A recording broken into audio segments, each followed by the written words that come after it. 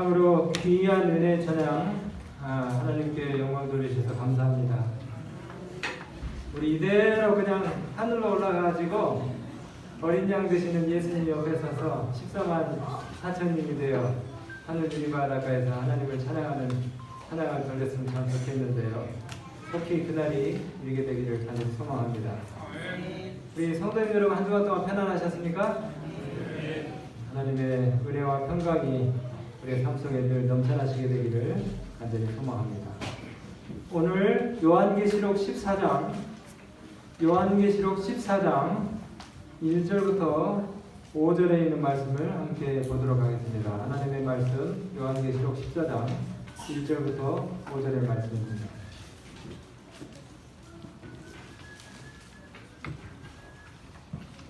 요한계시록 14장 1절부터 5절입니다.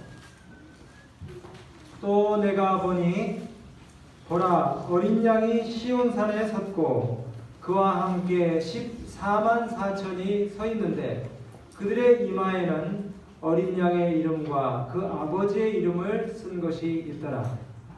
내가 하늘에서 나는 소리를 들으니 많은 물소리와도 같고 큰 우레소리와도 같은데 내가 들은 소리는 검은고 타는 자들이 그 검은고를 타는 것 같더라. 저희가 보좌와 네 생물과 장로들 앞에서 새 노래를 부르니 땅에서 구속함을 얻은 14만 4천 명 밖에는 능히 이 노래를 배울 자가 없더라. 이 사람들은 여자로 더불어 더럽히지 아니하고 정절이 있는 자라 어린 양이 어디로 인도하든지 따라가는 자들이며 사람 가운데서 구속을 받아 처음 익은 열매로 하나님과 어린 양에게 속한 자들이니 그 입에 거짓말이 없고 흠이 없는 자들이더라. 아멘. 여기 계시록에 나오는 구원받을 우리 14만 4천 명이 상징수냐 아니면 실제수냐 갑론을박 얘기가 참 많습니다.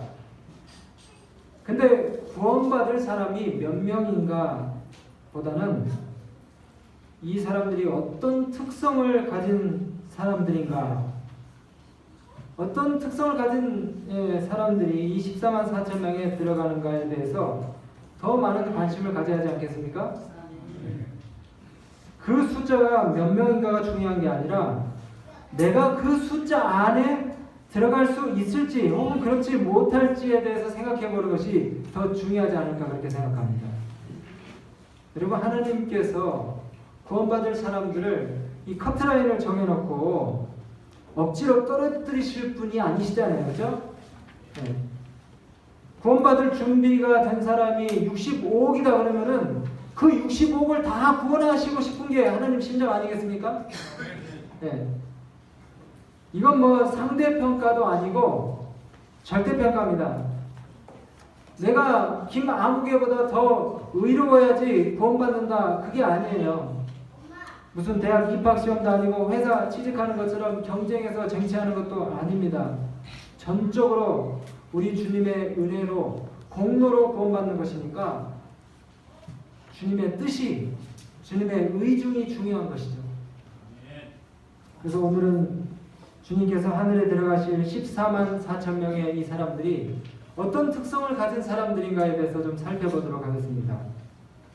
여기 1절에 보니까 구원받은 14만 4천 명이 누구 옆에 서 있습니까? 어린 양. 네, 어린 양 옆에 서 있어요. 시온산에 어린 양 옆에 서 있는데 그 14만 4천 명들의 이마를 자세히 보니까 거기 뭐가 있어요? 어린 양의 이름과 하나님의 이름 쓴 것이 있다 그랬어요. 여러분, 그 이마에 이름이 쓰여 있다 그러는데 요한계시록 13장 16절과 14장 9절에도 이마에 대한 언급이 나옵니다. 이마. 하나님을 대적하는 짐승의 세력이 세상의 모든 계층, 작은 자나 큰 자나 부자나 가난한 자나 자유한 자나 종들에게 이마에 표를 받도록 강요를 하고 있어요. 이마가 뭘까요? 이마 뒤에가 뭐가 있습니까, 여러분? 이마 뒤에. 아니, 뒤통수 말고 이마 껍데기 바로 뒤에요. 뇌가 있죠, 뇌. 전두엽. 여러분 우리 마음이 어디에 있습니까? 네, 우리 마음이 여기 있어요. 사실은요. 이마 뒤에. 이마 뒤는 뒤통수 아닙니다. 이마 껍데기 바로 뒤에 여기 전두엽 뇌가 있는데 우리가 많이 들으셨을 거예요. 전두엽은 우리의 지성과 그 다음에 판단의 보좌입니다. 그래서 여러분 마음이 중요합니까? 무릇 지킬 만한 것보다 더욱 내 마음을 지키라. 생명의 근원이 이에서 남이니라. 이 말씀도 있어요. 우리 마음의 작용이 일어나는 그 전두엽과 관련해서 아주 재미있는 이야기가 있습니다. 혹시 들어보신 분이 있으실지 몰라요. 1843년 9월 13일 미국 버먼주 카벤디시 마을에 이 철로를 놓는 그 공사 현장에 작업반장으로 일하는 피네아스 케이지라고 하는 사람이 있었어요. 아침에 여느 때처럼 늘 있던 그 일상처럼 그렇게 이제 일터로 나갔습니다. 그리고 그 철로가 지나가기 하기 위해서 그 야트막한 산을 갖다가 폭파시켜야 되는 그런 이제 임무를 가지고 작업장에 가서 그 작업 현장을 갖다 이제 둘러보다가 이 발파를 위해서 화약을 갖다가 집어넣은 그 구멍을 점검을 하려고 1m짜리 쇠막대기를 가지고 이 케이지라고 하는 사람이 현장에 갔습니다. 원래 그 드릴로 구멍을 이렇게 이제 뚫은 다음에 그 구멍 속에다가 화약 가루를 갖다가 집어넣고 그 위에다가 모래를 갖다가 이제 올려놔서 이걸 다져가지고 이제 작업을 해야 되는데 사실은 그 작업을 밑에 부하직원한테 시켰는지 몰라도 그 화약가루 위에다가 모래침전물을 올려놓는 것을 깜빡했어요. 근데 이 케이지라고 하는 사람이 작업반장이 그걸 모르고 일상 하던 대로 그 1m짜리 쇠막대기를 가지고 가가지고 그 구멍을 갖다 이렇게 툭툭 쑤시는 가운데 거기 그 구멍이 뭡니까 안쪽에 뾰족뾰족 튀어나오는 돌가루 있죠. 돌가루 돌 부위를 갖다가 이 쇠막대기가 탁 쳤는데 그게 그만 화약 침전물을 다져놓은 모래가 없었기 때문에 이 화약하고 뭡니까 이 작용이 생겨가지고 터져버렸어요. 그래서 그 케이지가 사용했던 그 쇠막대기가 완전히 미사일처럼 반대 방향으로 솟구치면서 이 케이지의 광대뼈를 치고 들어가가지고 뭡니까 이 뇌 전두엽을 갖다가 뚫고 그 다음에 두 개 이 뭡니까 이 머리를 갖다가 뚫고 이제 머리 날아갔습니다. 정말 그 미사일 같은 힘으로 그 쇠막대기가 왼쪽 뺨과 그 다음에 이 눈 그리고 뇌를 관통을 했는데 막대기는 이제 이 두개골 두피 머리카락을 통과한 뒤에 저쪽으로 빠져나갔고 이 피네아스 케이지는 그 자리에서 이제 쓰러졌어요. 죽었을까요? 살았을까요? 네. 죽었으면 제가 얘기를 안 하겠죠. 놀랍게도 신체상에 어떤 그 외상, 흔적으로 남은 것 빼놓고 왼쪽 눈이 실명되는 것 빼놓고는 이 사람의 이 상처가 다 아문 다음에 평소와 똑같은 모습으로 나타났어요. 외상만 가지고 그대로 살아났습니다. 근데 문제가 생겼습니다. 어떤 문제가 생겼냐면은 바로 성격의 변화였어요. 성격의 변화. 사고 전에는 이 케이지가 굉장히 이 부하 직원들한테 존경받고 그 다음에 성실하고 사랑받는 인정받는 아주 유능한 일꾼이었습니다. 도덕심도 있었고 신앙심이 아주 깊었기 때문에 교회도 열심히 출석을 했어요. 경건한 신자였습니다. 그런데 이 사고가 난 다음에 이 뇌를 다친 다음에는 시도 때도 없이 화를 내고 그다음에 도덕적으로 문란해지게 되고 영적인 것에 전혀 흥미를 갖지 않는 그런 사람으로 변해버렸어요. 그리고 성격이 아주 불경스러운 이 극단적인 그런 경향으로 이제 바뀌어버렸고 자기 일에 대해서 전혀 무책임한 그래서 이제 그 직장도 그만두게 됐습니다.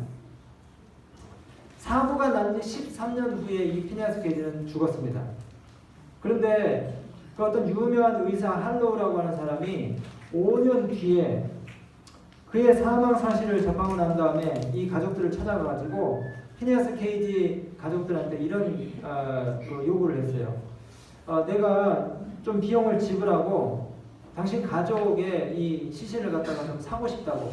그리고 그 두개골하고 그 다음에 그때 당시 사고 당시에 났던 그 2m짜리 생막대기를 좀 자기가 좀 취하겠다고 그렇게 했어요. 그래서 이 두개골이 이제 시체를 발굴해가지고 연구 의무 기록으로 이제 보관이 되었고 가족들 동의하에 그 다짐용 쇠막대기와 함께 하버드 대학 박물관에 오랫동안 기증이 되어 있었습니다.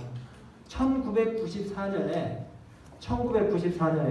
미국의 유명한 그 과학 잡지 중에 하나인 사이언스지에서 이 두개골 모식 단점 그 촬영을 통해 가지고 이 피니아스 케이지 사건을 갖다가 재조명하고 거기에 대한 결과를 발표를 했는데 어떤 발표를 했냐면요. 이 피니아스 케이지는 1843년 사람인데 1800년대 후반에 피니아스 케이지와는 좀 다른 상황인데 뇌를 의도적으로 전두엽을 의도적으로 이렇게 다른 연결된 부위하고 절제하는 그런 수술이 흥행하던 그런 시절에 이 두뇌에 대해서 연구한 내용들과 함께 발표를 1994년도에 했는데 그 내용 가운데 하나는 바로 전두엽에 손상이 올 경우에 전두엽이 어떤 그 뭡니까 물리적인 이 자극을 받았을 때에 사람의 이 성격 그 다음에 성품에 어떤 변화가 이르러 오는지에 대한 결과를 발표를 했습니다. 난잡한 행동, 그 다음에 조우증, 그리고 분주한 활동성, 흥분, 그 다음에 생각의 빠른 전환, 불면증, 불안전한 주의 집중 이런 것들이 전부 다 이 전두엽이 손상을 입었을 때 오는 결과라는 사실들을 거기 과학 잡지에다가 발표를 했어요. 다시 말씀드리면 이런 모든 정신적인 질병은 물리적인 충격, 즉 이 이마 뒤에 있는 전두엽에 가해졌을 때 올 수 있다는 사실을 알게 되면서 물리적인 충격 외에도 정신적, 정서적 자극이 전두엽에 가해졌을 때에 어떤 사람의 태도에, 품성에 이상이 온다는 사실을 알게 되었습니다. 어쨌든 이 손상된 전두엽이 모든 정신병의 근간이 될 수도 있다는 사실을 암시하고 있어요. 여러분 요즘 사람들 강박장애 많죠? 그 다음에 주의력 결핍 과잉 행동장애 ADHD라고 그러는데 그 증상 미국에서 1990년대에 조사해서 발표한 것에 의하면은 주의력 결핍 과잉 행동장애 ADHD 이 증후군을 앓는 사람들이 1990년에 거의 90만 명 정도 됐는데 5년이 지난 후에 다시 조사를 했더니 200만 명이 됐대요. 지금은 훨씬 더 많을 겁니다.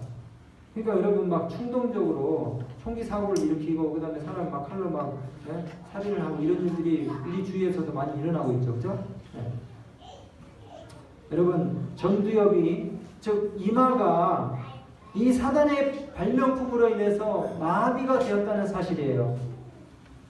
여러분 드라마, 핸드폰, 인터넷 게임 2010년도 이거 오래전 일인데 이미 2010년도에 경기도 양주에서 평소에 온라인 게임만 한다고 꾸중을 듣던 한 그 아이가 자기 친어머니를 갖다가 살해했어요.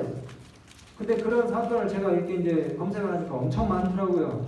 또 부산에서는 중학생이 똑같아요. 컴퓨터 게임 그만하려고 엄마가 자다가 일어나가지고 얘기했더니 그것도 잔소리 듣기 싫다 그래가지고 어머니를 또 살해를 했습니다. 여러분 2018년대는 외국에서 한 10대 소년이 그 현금 자동 인출기 있죠? 현금 자동 인출기에서 돈을 줬던 20대 여성을 갖다가 좀 이게 좀 죄송한 그 표현인데요. 칼로 수십 차례 찔러가지고 여성은 죽고 돈을 갖다가 훔쳐가지고 달아났어요. 근데 이 범행을 저지른 소년이 태연하게 게임을 하다가 경찰에 체포가 됐는데 경찰 추궁에 의해서 자기 자신의 범행을 갖다가 순순히 자백을 하는데 이렇게 얘기됐어요. 원래 사람 죽일 생각은 없었는데 제 마음이 어떻게 행동해야 될 것인지에 대해서 말해주는 소리를 듣고 그대로 자기가 했다는 거예요. 그러면서 항상 그 사람의 이 청년의 마음 가운데는 내 손으로 사람을 한번 죽여보고 싶다는 그런 생각이 있었다는 겁니다. 근데 여러분 보도에 의하면은 이 알렉세이라고 하는 청년은 게임 중독자였어요. 온라인 게임 이 배틀그라운드라고 하는 그 게임을 늘상 아침 먹고 점심 먹고 저녁 먹고 게임만 하는 그 사람인데 온라인에 뭐가 나오니까 칼, 총, 그 다음에 뭐 대포 이런 무기들을 가지고 계속해서 싸우는 시뮬레이션 그 게임을 갖다가 계속 하다 보니까 이제 급기야는 평소에도 막 사람 이렇게 지나가면은 그게 가상하고 현실하고 막 겹쳐가지고 사람을 죽이고 싶다는 그런 충동이 계속 생긴다는 것이에요. 여러분 요즘은 책을 보고 영적인 것들에 대해서 깊이 사고하는 일들이 아예 없어졌어요. 혀끝을 순간 만족시키는 음식들, 말초신경을 자극하는 영상물들, 불순한 생각을 불러일으키는 이미지들이 전부 다 우리의 전두엽을 갖다가 마비시키고 있습니다. 여러분 또 우울증의 많은 경우가 이 전두엽, 이마 뒤에 있는 이 뇌의 영향과 관련되어 있다는 연구가 있는데 고도의 뇌주사 촬영, PET라고 하는데 그 촬영을 통해 가지고 우울증 환자의 전두엽의 그 혈류가 60%까지 감소되었다는 사실을 또 과학자들이 발견했어요. 여러분 다시 말씀드리지만 여기 이마 뒤에 전두엽이 있는데 거기에서 뭐가 이루어진다고요? 판단과 논리와 지성과 그리고 의지의 활동들이 이루어지고 있습니다. 특별히 신앙적인 활동들이 이 전두엽에서 이루어지고 있다는 사실이에요. 우리 삶 속에서 먹고 마시고 듣고 보고 하는 이 모든 것들이 우리의 뇌를 갖다가 자극하고 있다는 사실입니다. 그러면서 이 전두엽에 영향을 주고 결국은 의지력과 분별력 그리고 성품 또 더 나아가서는 우리의 신앙에까지 큰 영향을 준다는 것입니다. 사랑하는 우리 믿음의 가족 여러분, 그러므로 우리가 매 순간 행해지는 모든 일들 속에서 하나님의 지도하심과 도우심을 전적으로 바라는 기도의 삶을 살아야 되겠습니다. 그렇지 않으면 우리의 마음이 금세 부패되어지고 오염될 뿐만 아니라 올바른 판단을 할 수 없는 그런 상황에까지 쉽게 이르러 오게 될 수 있는 것이에요. 이렇게 마음의 작용이 계속해서 일어나는 이 이마에다가 표를 한다는 것은 하나님의 율법이 그 마음과 행동에 새겨지는 것을 의미합니다. 신명기 6장에 6절부터 8절 이스라엘에게 하나의 표로서 하나님께서 그분의 계명들을 어디에다가 두라고 했습니까? 손목과 그 다음에 손목과 어디요? 네? 미간에 매라는 하나님의 명령이 있습니다. 미간. 오늘날 내가 내게 명하는 이 말씀을 너는 마음에 새기고 내 자녀에게 부지런히 가르치며 집에 앉았을 때든지 길에 행할 때든지 누웠을 때든지 일어날 때든지 이 말씀을 강론할 것이며 너는 또 그것을 내 손목에 매어 기호를 삼고 내 미간에 붙여 표를 삼고. 미간이 어디입니까? 미간이 눈썹과 눈썹 사이잖아요. 역시 뭡니까? 이마와 연결되어 있는 바로 이 부위예요. 왜 미간이라고 그랬을까요? 왜 미간? 우리의 마음의 작용이 일어나고 있는 이 전두엽을 쌓고 있는 이 이마가 바로 미간 바로 위에 있어요. 여러분, 미간과 이마는 우리의 마음의 작용이 일어나고 있는 곳입니다. 신명기 6장에 하나님의 말씀을 무시로 강론할 뿐만 아니라 손목과 특히 이마에 붙여서 늘 달고 다니라고 그랬는데, 그래서 이스라엘 사람들은 지금도 테필린이라고 그래가지고 하나님의 율법이 담겨져 있는 신명기 6장의 내용이 기록되어 있는 그 말씀들을 담은 조그만 상자를요 이마에다도 달고 다니고 손목에다도 메고 성인식 할 때도 그렇습니다. 그걸 절절절절 다 외워요. 그러니까 아예 하나님의 말씀이 우리의 생각과 뜻을 늘 주장하도록 의식적으로 노력하라는 겁니다. 성경 말씀을 담은 그 쪽지를 늘 가지고 다니고 책상과 화장실 벽, 핸드폰 케이스 그리고 좌우당과 눈에 띄는 모든 곳에 하나님의 말씀으로 치장을 해서 유혹을 면하라는 것이에요. 여러분 이거 13개업절이거든요. 네, 저도 이렇게 포켓 호주머니에다 이제 넣어갖고 다닙니다. 머리가 제가 좋지 않기 때문에 아무리 읽어도 또 까먹고 이렇게 해요. 그래서 이제 의도적으로 하지 않으면 안 될 것 같아요. 여러분 그렇게 하면 나쁜 정보들이 쓰레기 같은 사상들이 홍수처럼 범람하여 우리 생각 속으로 무섭게 차오릅니다. 무섭게 차오르요. 다음 안식일이 몇째 안식일입니까? 13째 안식일입니다. 예, 여기 앞에 나오셔가지고 기억자 안 외우셔도 좋으니까 우리가 할 수 있는 만큼, 내가 할 수 있는 만큼 기억자를 수시로 외우시게 되길 바랍니다. 그게 유일한 비결이에요. 우리 마음을 지키는 유일한 비결. 어떤 분은 갑자기 하루 만에 10서 기억자를 외우는 능력을 가지신 분들이 계셔요. 금요일 저녁 때 나는 한두 시간이면 10세 기억자를 다 외운다고 그렇게 얘기하시는 분들이 있어요. 얼마나 얄미운지. 제가 그렇다 해서 우리 교원님들 미워한다는 건 아닙니다. 저는 3달, 한 기 내내 죽어라고 외워도 까먹는데 어떻게 금요일 저녁 때 13개 기억자를 다 외워요. 어떤 분은 금요일 하루 동안 52기억자를 다 외운다는 분도 있어요. 어쨌든 뭐 그분도 구원받고 저도 구원받을 거니까. 여러분, 근데 이 말씀을 안 까먹기 위해서 반복하다 보면은 결국 그 말씀을 뭐 하게 되냐면 생각하게 되더라고요. 생각하게 돼요. 그러면서 그 말씀이 적용될 때가 있습니다. 중요한 판단과 선택을 해야 될 때 그 말씀이 이정표가 되고 지표가 되고 표준이 되고 기준점이 되고 방향타가 되는 것을 경험합니다. 여러분, 근데 이 신명기 6장 6절부터 8절 읽으시면은 뭔가 좀 연상되는 풍경이 있지 않습니까? 신명기 6장 이 6절로 8절, 집에 앉았을 때든지 길에 행할 때든지 누웠을 때든지 일어날 때든지 늘 핸드폰만 붙들고 사는 요즘 사람들, 그죠? 하나님께서 21세기를 미리 내다보신 것 같아요. 아침에 일어나자마자 카톡, 페북, 인스타로 시작해가지고 버스 승강장에서 지하철 안이나 도서관이나 식당 앞에서 놀이터에서 심지어는 자전거 타면서 문자 날리는 사람 제가 봤어요. 시간 확인하는 줄 알았더니 문자하고 있더라고요. 오토바이 타면서도 문자하고 운전하면서도 문자합니다. 이렇게 핸드폰이 완전히 우리의 뇌를 장악해서 그 안에 있는 정보들이 우리의 정신세계를 마비시킵니다.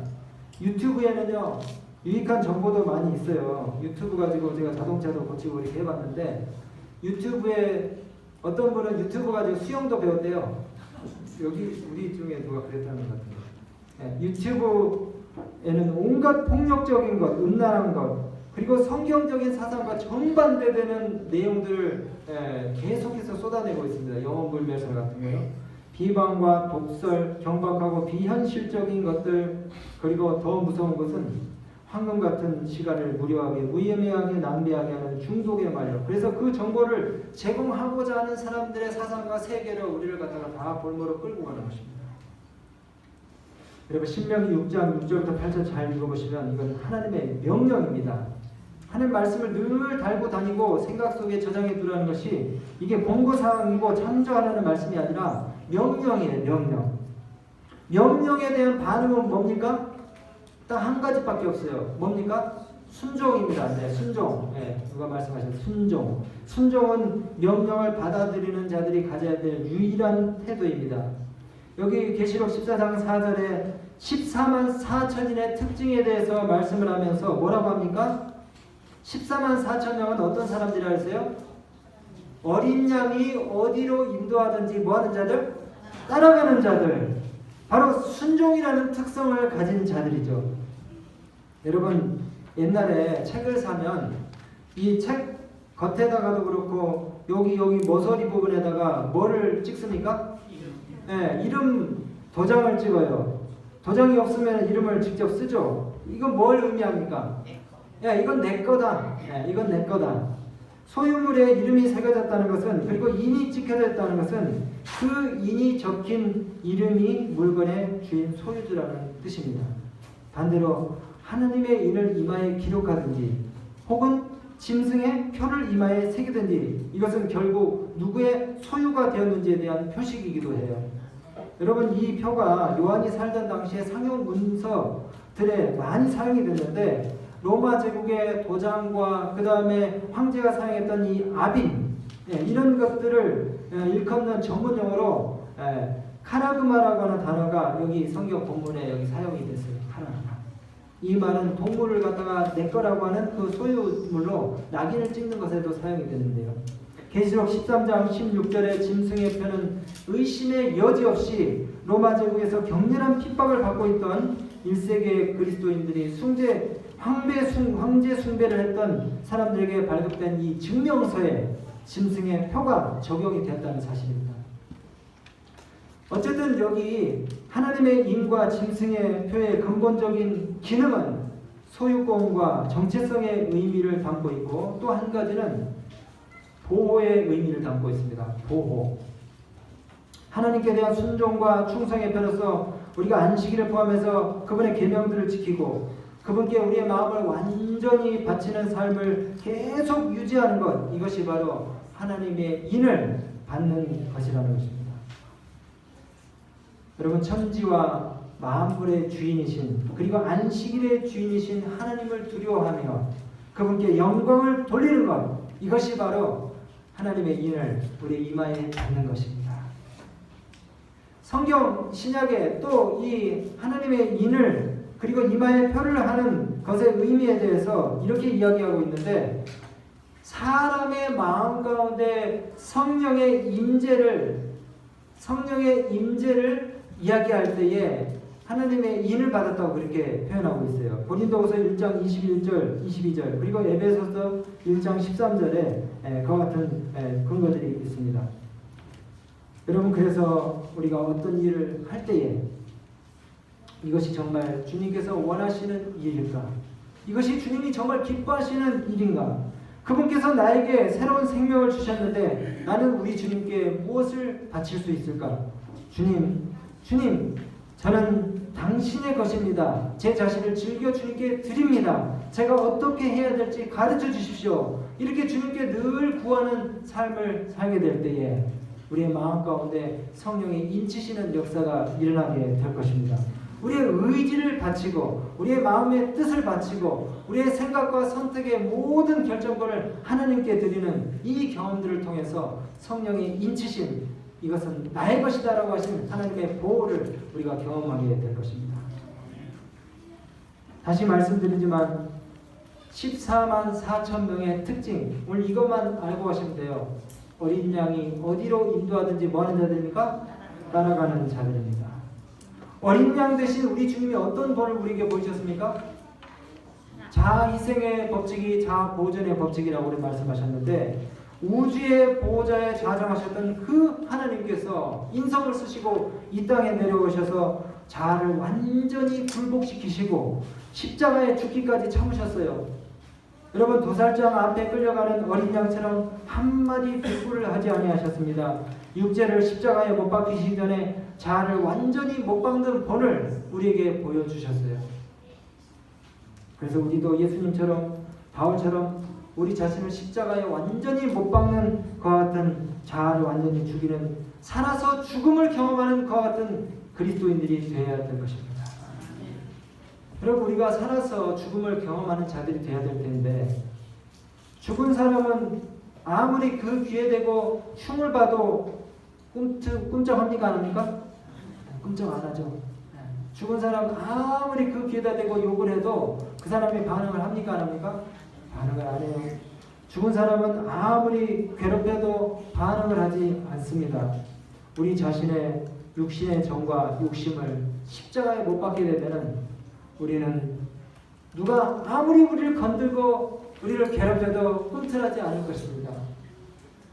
괜찮아. 괜찮아. 속으로는 그러면서도 뭐니까, 웬만하면 내가 참지만은 나도 무서운 사람이야. 한번 끝까지 해봐. 내가 언젠가는 폭발할 거야. 우리 이렇게 생각하잖아요. 그렇죠? 네. 그런데 그러면은 자존심이 완전히 안 죽었다는 거예요. 아직 덜 죽었다는 겁니다. 네.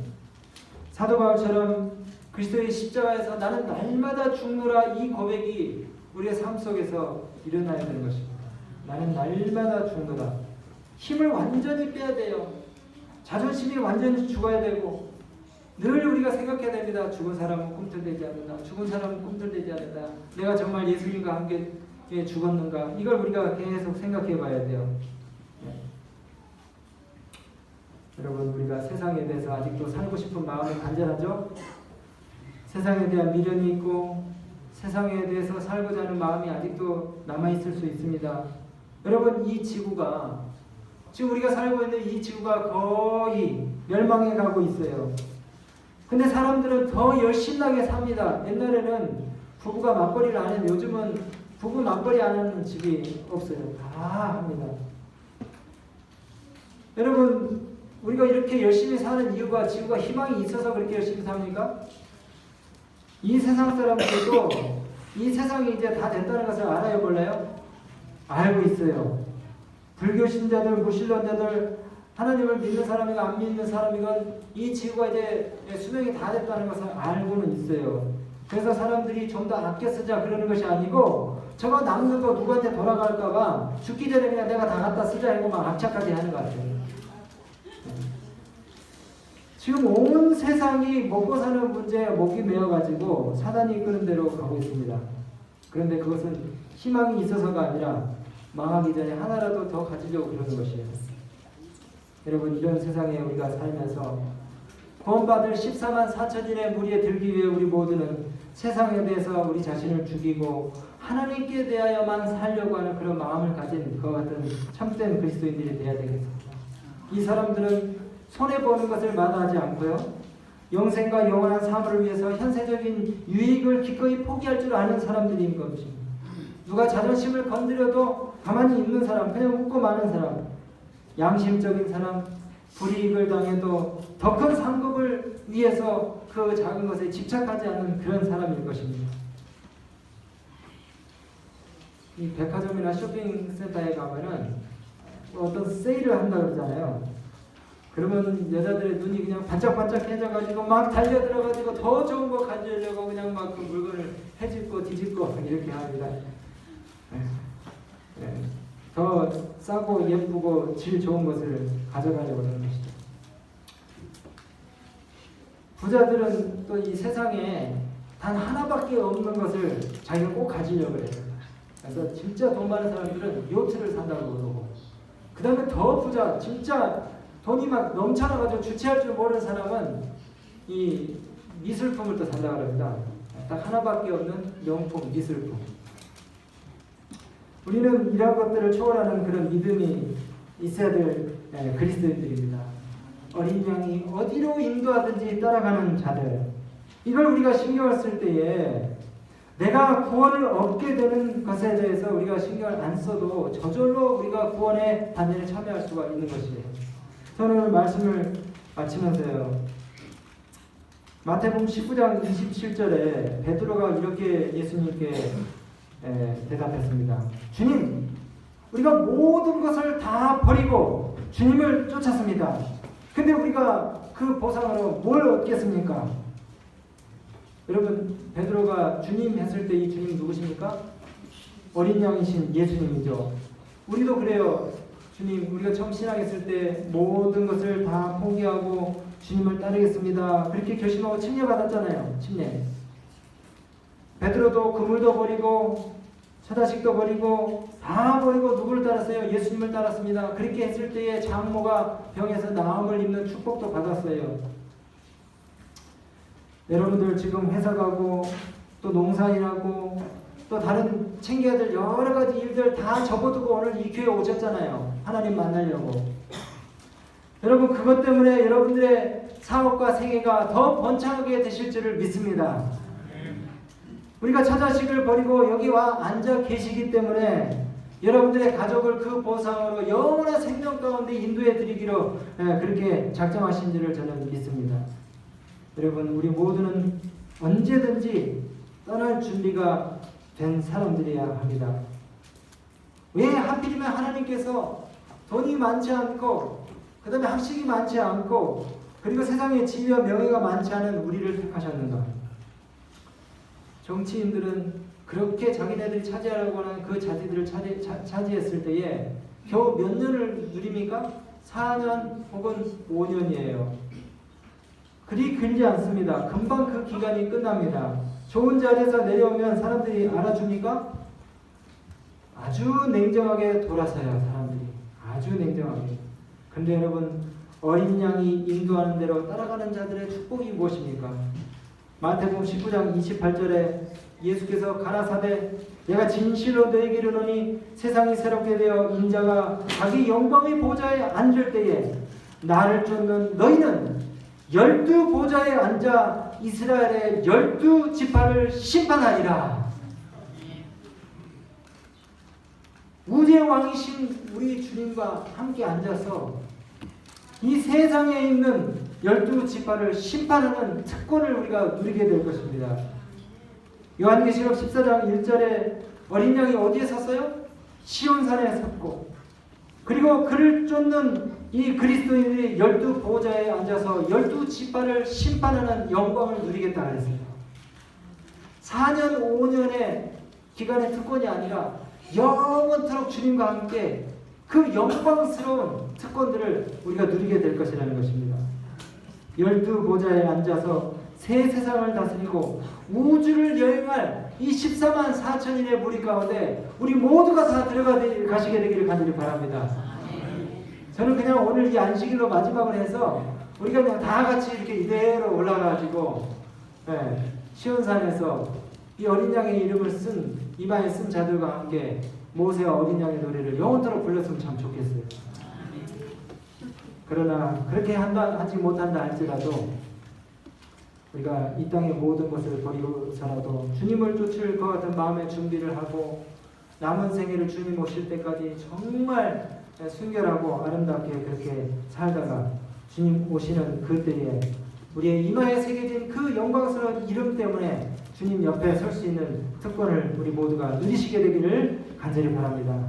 저라면 한 주간 동안도 주님의 음성을 잘 들어보시게 되기를 바랍니다. 주님의 음성에 잘 귀를 기울이시고 그분의 말씀을 주야로 묵상하시면서 우리가 어떻게 살아야 할지에 대한 지혜와 또 교훈과 뜻을 여러분들이 잘 분별하시게 되길 바라요. 심령과 골수를 쪼개는 능력의 말씀이 우리 가까이에서 늘 우리의 삶을 인도하는 것 같은 이 정도가 되시게 되기를 간절히 바라면서 말씀을 마치겠습니다.